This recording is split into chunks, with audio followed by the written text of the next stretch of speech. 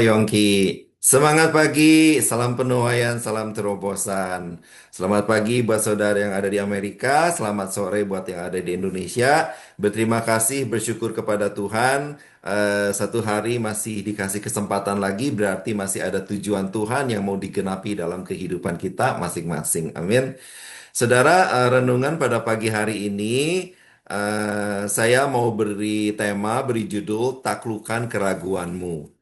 Nah, saudara, di Yosua 13 ayat 1, firman Tuhan datang kepada Yosua dan bunyinya seperti ini, saudara. Yosua 13 ayat 1. Setelah Yosua menjadi tua dan lanjut umurnya, berfirmanlah Tuhan kepadanya, "Engkau telah tua dan lanjut umur, dan negeri ini masih amat banyak yang belum diduduki." Saudara, kalau kita baca kitab Yosua, maka kita akan lihat bagaimana Yosua itu dipimpin Tuhan untuk menduduki tanah perjanjian. Kemudian juga kita akan baca bagaimana Tuhan menuntun Yosua melakukan pembagian dan pengelolaan di tanah perjanjian tersebut. Nah, di Yosua ayat 13 ini kita tahu bahwa di ayat yang ke-13 ini bangsa Israel itu sudah berhasil menduduki tanah perjanjian. Tuhan sudah memimpin bangsa Israel menyeberangi Sungai Yordan dan membawa mereka ke tanah perjanjian. Sampai di sini, sampai ayat 13 ini, sudah banyak sekali kemenangan yang diraih oleh Yosua. Nah, mungkin sekarang Yosua pikir, saya bayangkan ya, sekarang saya udah bisa agak santai. Biar generasi baru ajalah, biar yang muda-muda ajalah yang sekarang bergerak.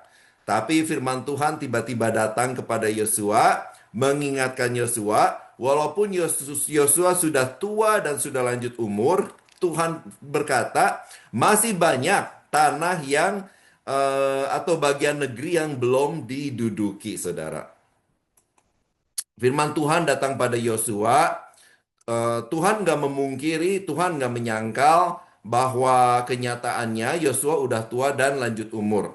Tuhan tahu keterbatasan Yosua, tetapi pertolongan Tuhan, penyertaan Tuhan itu tidak pernah berubah, saudara. Masih sama menyertai Yosua seperti pada saat dia masih muda, masih kuat, masih gagah, dan masih juga menyertai sampai saat ini di mana Yosua dikatakan Tuhan sudah lanjut umurnya dan sudah menjadi tua. Tuhan mau menegaskan bahwa masih banyak pekerjaan besar yang Tuhan mau kerjakan lewat Yosua. Dan juga terhadap hidup Yosua sendiri, saudara. Masih banyak hidup Yosua yang Tuhan mau benahi juga, saudara.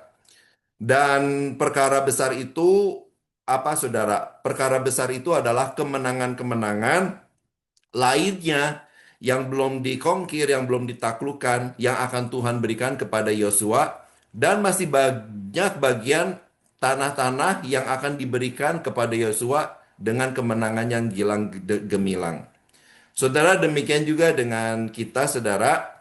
Kita di sini semua punya batasan, kita semua punya umur yang berbeda-beda di antara kita, saudara, rintangan yang berbeda-beda, tapi Tuhan tetap punya rencana yang baik buat kita semua. Nggak peduli berapa usia kita, nggak peduli apa itu batasan kita, nggak peduli apa itu rintangan kita, rencana Tuhan tetap membawa kebaikan buat hidup kita dan juga untuk membawa kemuliaan buat namanya, saudara.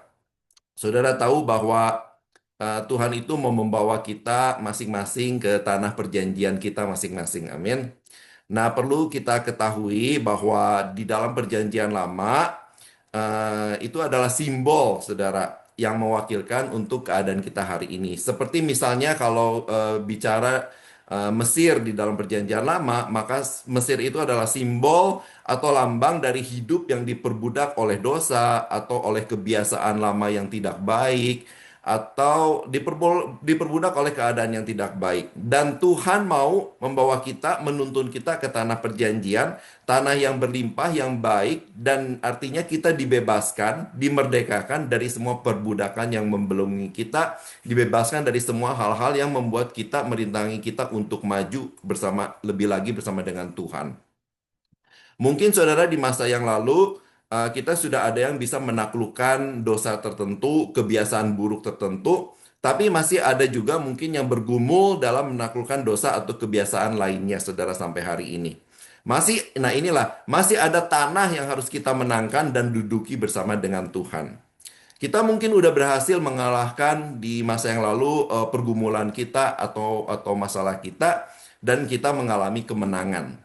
Tapi bukan berarti udah selesai. Hari ini kita bukan berarti wah, masa lalu saya udah menang, masa lalu saya udah menaklukkan dosa, tapi bukan berarti kita sekarang bisa santai karena mungkin masih ada beberapa saudara area pergumulan eh, dalam kehidupan kita hari ini yang masih harus kita perjuangkan dan harus kita atasi. Bukan berarti kalau kita menang dulu, sekarang kita udah bisa santai, bukan berarti kita udah mengalami kemenangan untuk semuanya, saudara. Dan tidak perlu lagi ada kemenangan yang harus kita rebut di area yang lain, saudara. Nah, di 2 Korintus 4 ayat 16, firman Tuhan berkata, "Sebab itu kami tidak tawar hati, tetapi meskipun manusia lahiriah kami semakin merosot, namun manusia batiniah kami dibaharui dari sehari ke sehari." Nah, seperti Yosua, saudara, masih ada tanah atau area dalam kehidupan kita yang masih perlu kita duduki dan kita menangkan. Kalau saya tahu saudara, makanya saya merenungkan ayat ini karena saya juga tahu begitu banyak area yang masih saya perlu Tuhan untuk bantu saya untuk membenahi dan supaya saya lebih baik lagi di dalam kehidupan rohani saya, saudara. Saudara, jika kita membutuhkan misalnya kesehatan pada hari ini, maka kesehatan ini adalah tanah perjanjian yang harus kita rebut, yang harus kita duduki. Mungkin ada yang punya masalah lain, saudara, masalah keluarga, masalah pekerjaan, masalah di usaha atau bisnis, atau masalah di apa aja, saudara. Nah, ini adalah yang harus kita rebut dan duduki, saudara. Maju dan percayalah bahwa kita akan dapat menduduki semua itu bersama dengan Tuhan. Sama seperti Yosua diingatkan. Yosua diingatkan Tuhan keterbatasannya adalah karena umur mulai lanjut, udah mulai tua. Demikian juga kita masing-masing punya keterbatasan kita masing-masing. Mungkin kalau dalam kesehatan kita udah dapat mungkin surat keterangan dari dokter. Atau mungkin dari yang mengurus surat-surat peraturan keimigrasian yang nggak semakin gampang. Tapi saudara itu semua nggak mustahil buat Tuhan. Amin. Saudara, kalau saudara tahu Ibu Ruth Julia, bagaimana dia mendapatkan green card-nya di Australia, itu adalah sesuatu yang luar biasa. Dimana kalau kita tahu dari kesaksiannya beliau, saudara, kita tahu bahwa semua batasan-batasan imigrasi untuk Ibu Ruth Julia itu udah tertutup. Tetapi pada masa COVID ada keluar peraturan baru dan pas Ibu Julia ada di sana dan dia berhasil mendapatkan green card. Saudara, demikianlah bersama dengan Tuhan, tidak ada yang mustahil. Masih harus kita perjuangkan, kita duduki. Tidak ada yang mustahil buat Tuhan, saudara. Jangan takut, firman Tuhan datang kepada kita pada hari ini supaya kita berhasil menduduki dan menang dalam semua aspek kehidupan kita. Saudara, apa pergumulan saudara hari-hari ini, saudara? Itu adalah tanah perjanjian yang harus kita menangkan. Dengan terus melangkah maju dan doa yang lahir dari iman kita, saudara. Percayalah, kemenangan itu pasti Tuhan akan berikan dalam kehidupan kita masing-masing. Di dalam kepada Yosua juga, Tuhan bilang begini, saudara, di Ulangan 31 ayat 6. Kuatkan dan teguhkan hatimu. Janganlah takut dan jangan gemetar karena mereka. Sebab Tuhan Allahmu, dialah yang berjalan menyertai engkau. Ia tidak akan membiarkan engkau dan tidak akan meninggalkan engkau. Nah, saudara, kalau hari ini kita lihat keadaan kita sepertinya kelihatannya sangat sulit, mungkin mustahil, maka seperti firman ini biar menjadi rema dalam kehidupan kita, saudara, kita harus menguatkan dan meneguhkan hati kita. Tetap percaya kepada Tuhan, tetap percaya kepada Tuhan tidak akan pernah meninggalkan kita. Dan kalau kita baca ayat di Yosua ini, saudara, Tuhan berkata, kuatkan dan teguhkan hatimu itu sampai 3 kali, saudara. Berarti benar-benar sesuatu yang Tuhan serius banget, bahwa kita harus menguatkan dan meneguhkan hati kita. Kenapa, saudara? Karena tantangan juga semakin gak gampang, saudara. Tetapi firman Tuhan berkata, tetap Tuhan akan menyertai kita, tidak akan membiarkan kita, dan tidak akan meninggalkan kita, saudara. Nah, Saudara tahu alasan apa sih yang paling utama? Alasan yang paling utama yang membuat bangsa Israel itu tidak bisa masuk tanah perjanjian, tidak bisa merebut tanah perjanjian, saudara. Kalau kita baca di Ibrani 3 ayat 19b, firman Tuhan berkata, demikianlah kita lihat bahwa mereka tidak dapat masuk oleh karena ketidakpercayaan mereka. Saya bacakan lagi ya saudara, kenapa alasan utama kenapa mereka nggak bisa masuk. Demikianlah kita lihat bahwa mereka tidak dapat masuk oleh karena ketidakpercayaan mereka. Ya, firman Tuhan ini jelas sekali berkata, saudara, mereka tidak dapat masuk oleh karena ketidakpercayaan mereka. Bukan dosa-dosa yang menghalangi mereka untuk masuk. Kalau perkara dosa, saudara, asal kita mau menyadari, minta ampun, bertobat, dan tidak melakukannya lagi, maka Tuhan akan mengampuni. Karena di dalam 1 Yohanes 1 ayat 9, firman Tuhan berkata bahwa jika kita mengaku dosa kita, maka ia adalah setia dan adil, sehingga ia akan mengampuni segala dosa kita dan menyucikan kita dari segala kejahatan. Ayat lain berkata bahwa dosa kita merah seperti kemisi, bisa putih lagi seperti salju, saudara. Jadi masalah dosa itu bukan yang menghalangi kita untuk masuk tanah perjanjian. Apakah problem saudara yang bisa menghalangi kita masuk tanah perjanjian? Saudara, enggak saudara. Masalah dan tantangan itu hal yang biasa. Itu nggak akan menghalangi kita untuk masuk ke dalam tanah perjanjian dan menduduki tanah perjanjian kita, saudara. Karena setiap kita pasti ada pengalaman bersama dengan Tuhan di masa yang lalu, di mana kita ada kesulitan, kita ada masalah, lalu kita berteriak kepada Tuhan dan kita melihat pertolongan Tuhan datang tepat pada waktunya. Jadi dengan adanya masalah bukan alasan untuk tidak masuk ke tanah perjanjian. Saudara, kalau kita lihat bangsa Israel di bawah pimpinan Yosua, mereka juga berhasil mengalahkan tantangan. Ketika mereka tiba di Kanaan, ada kota-kota berkubu, ada orang-orang raksasa yang harus mereka hadapi. Namun bersama dengan Tuhan bisa diatasi dan terus berjalan, saudara. Kemudian kita tahu mereka menghadapi tembok Yeriko. Nah, Tuhan memberikan tuntunan kepada mereka dan mereka berhasil merubuhkan tembok Yeriko itu, saudara. Saudara, kalau kita tahu bahwa tembok Yeriko itu sangat tebal dan ada dua lapis. Dan di antara dua lapisnya itu di tengah-tengahnya ada lorong, saudara. Jadi itu adalah sesuatu yang sangat mustahil, sangat nggak mungkin untuk dirobohkan pakai palu atau apa, saudara. Ya kan, nggak mungkin, saudara. Dan zaman itu belum ada dinamit, belum ada bom, saudara. Jadi sesuatu yang mustahil, tetapi kita tahu bersama dengan Tuhan, dengan strategi Tuhan, pada saat mereka patuh percaya kepada Tuhan, saat mereka taat kepada Tuhan, tembok Yeriko bisa dirobohkan, saudara. Jadi masalah rintangan bukan masalah untuk kita masuk dan merebut tanah perjanjian yang belum kita rebut, saudara. Yang jadi masalah karena ada mulai ketidakpercayaan di dalam hati mereka. Nah, demikian juga dengan kita, saudara. Kita lihat ke hati kita pada hari ini, saudara. Apakah kita masih benar-benar percaya dengan kuasa Tuhan? Karena hanya dengan percaya, Tuhan bisa bekerja sama dengan kita, saudara. Percaya, kita pasti bisa mengatasi semua ketidakmustahilan bersama dengan Tuhan. Tidak ada yang bisa menghentikan kita selain sedikit keraguan dan ketidakpercayaan dalam pikiran dan hidup kita, saudara. Nah, saudara, di dalam perjanjian lama ada seorang tokoh yang namanya Gideon. Nah, pada waktu itu Gideon sedang dalam keadaan ketakutan dan bersembunyi. Lalu tiba-tiba Tuhan mengutus malaikatnya dan malaikat itu berkata kepada Gideon di dalam Hakim-Hakim pasal 6 ayat 12. Malaikat Tuhan menampakkan diri kepadanya itu kepada Gideon dan berfirman kepadanya demikian. Tuhan menyertai engkau, ya pahlawan yang gagah dan berani. Nah, saudara, firman Tuhan udah berkata nih, pada saat Gideon dalam keadaan bersembunyi dan ketakutan, firman Tuhan berkata, Tuhan menyertai engkau, ya pahlawan yang gagah berani. Padahal kenyataannya dia sedang ketakutan dan sedang bersembunyi. Tapi apa respon Gideon dia, saudara? Dia nggak percaya seperti apa yang Tuhan katakan melalui malaikatnya itu. Karena kenapa di ayat 13 jawab Gideon kepadanya, "Ah Tuhan, ya kan?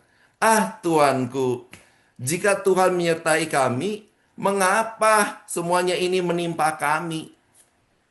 Saudara, kita pernahkah mengalami hal yang sama, saudara? Tahun 2024, eh, maksud saya gereja kita itu udah selalu setiap tahunnya dikasih misi ya kan, visi dari Tuhan. Tahun 2024 gereja kita udah dikasih visi The Year of Harvest.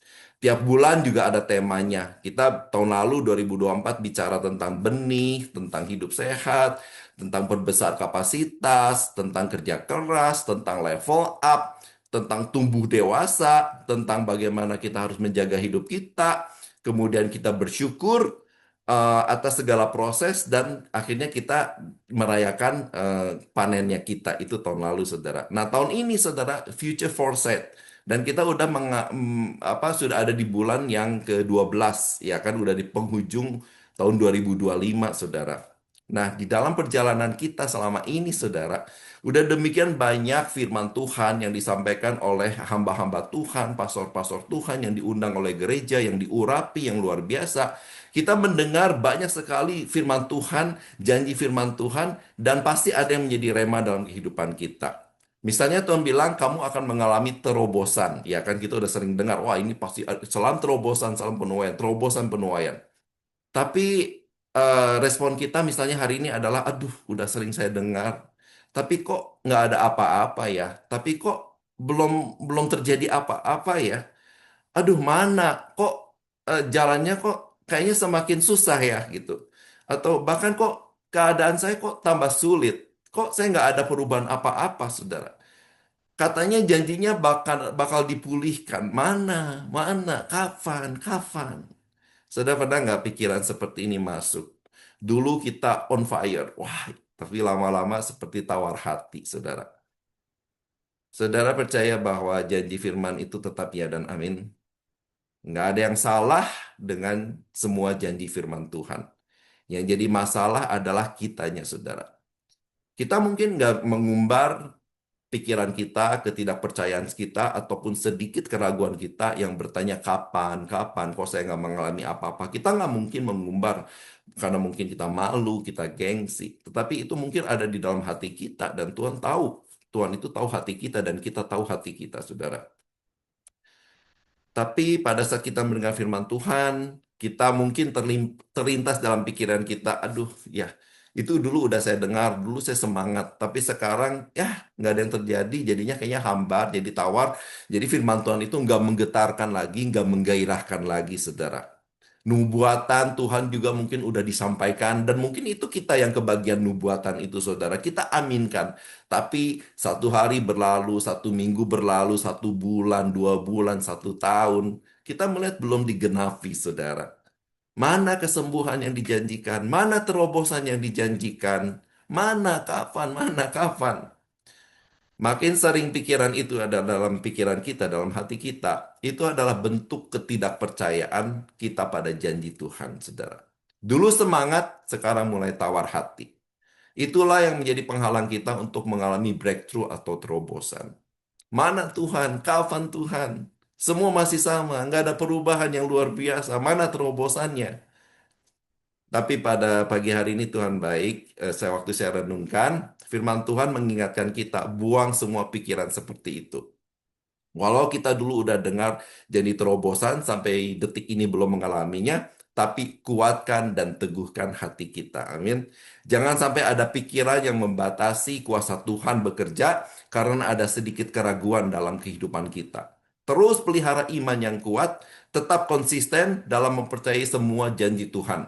Terutama yang Tuhan sampaikan di gereja kita melalui visi-visinya. Tiap tahun dan tiap bulan ada tema-temanya, saudara. Saudara, waktu kita tahu waktu cerita Petrus, dia ada di laut seharian untuk menangkap ikan, tapi kan kita tahu nggak berhasil. Dia udah capek, badannya udah capek, pikirannya juga udah capek, udah lelah, dan akhirnya dia memutuskan untuk kembali ke daratan.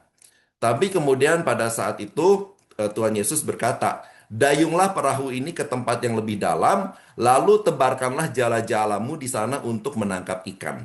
Nah, lalu jawab Petrus kepada Tuhan, Guru, udah sepanjang malam kami bekerja keras dan tidak mendapatkan apa-apa. Nah, ini kenyataannya. Petrus berkata dulu faktanya. Petrus berkata dulu apa yang benar-benar dia alami, apa yang dia benar-benar kejadian yang pada dia. Dia bilang udah kerja keras nih, tapi nggak ada hasil, ya kan?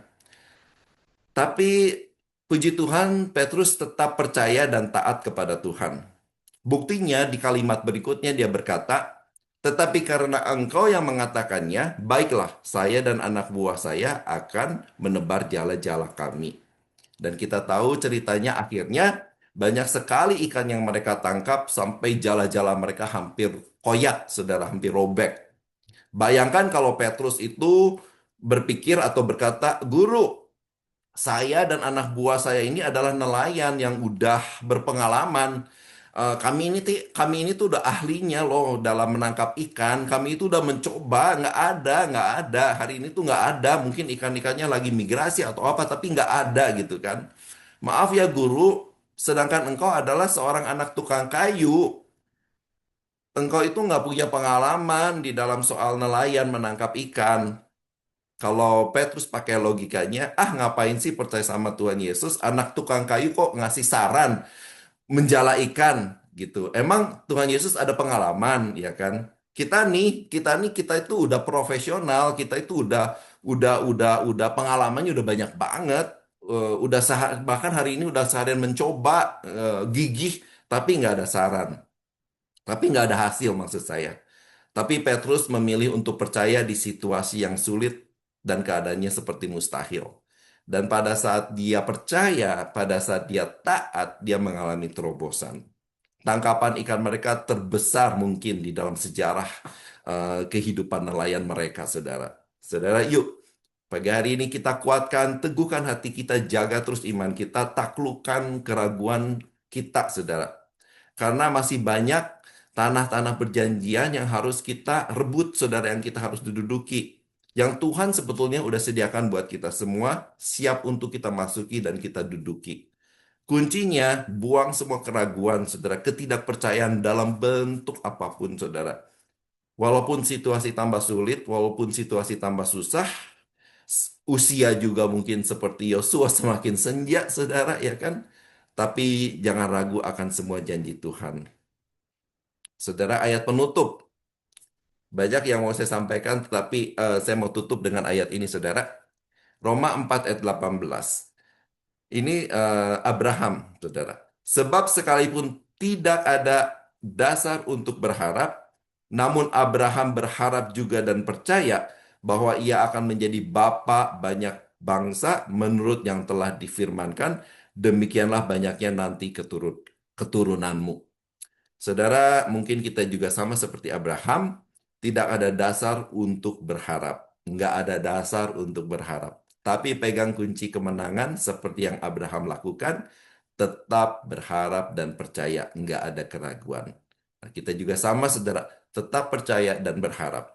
Selamat untuk meraih dan menikmati semua janji Tuhan yang akan dijadikan kenyataan dalam kehidupan kita. Dan kiranya hanya nama Tuhan yang dipermuliakan. Amin.